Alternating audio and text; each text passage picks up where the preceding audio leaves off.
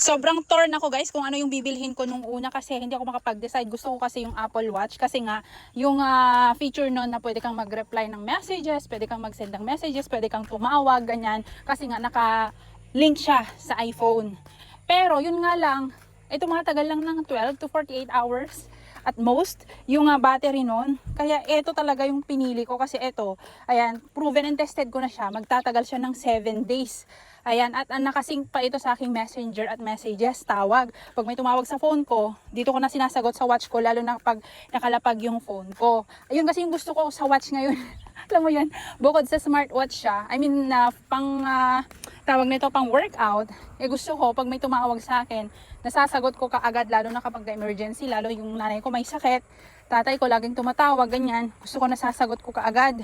So yun, meron yung feature niya dito, kahit paano pwede naman sagutin yung tawag dito sa Huawei Fit 4 Pro. Ayan, meron din naman Fit 4 lang, pero Pro yung pinili ko kasi parang mas matagal yung battery nito. Ano ba yung nagustuhan ko dito? Bakit ito yung pinili? Yung itong mga build niya. Kasi titanium alloy yata yun. Mas matibay siya. Kaya ito yung pinili ko. So kung naghahanap rin kayo ng smartwatch guys, na maraming feature. Ito ang dami ring feature nito pag nag-workout kayo. Ang daming pagpipilian ng workout mode, ganyan. Ayan o, 'di ba?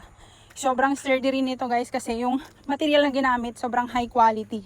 O siya, Fit 4 Pro po ito ng Huawei guys. Lalagay ko na lang dito sa ating yellow basket just in case you want to buy. I highly recommend this kasi Huawei din yung nauna kong gamit. Sobrang nagtatagal yung battery nun. 2 weeks bago malobat. Since ito ay mas advanced yung features niya, nagva-vibrate, mga ganon-ganon. Tapos pwede kang tumawag sa mga recent calls mo. Pwede kang magbasa ng messages as well as messenger messages. Kaya mas madali siyang malobat. Pero yung 7 days grabing tagal na rin noon. Imagine mo, pwede mong magamit lahat ng features niya pero nagtatagal pa rin siya ng up to 7 days talaga. O yun, diba? Kesa naman yung every 24 hours or every 12 hours, isang araw lang mag-charge ka na naman. Sobrang tamad ko pa naman mag-charge.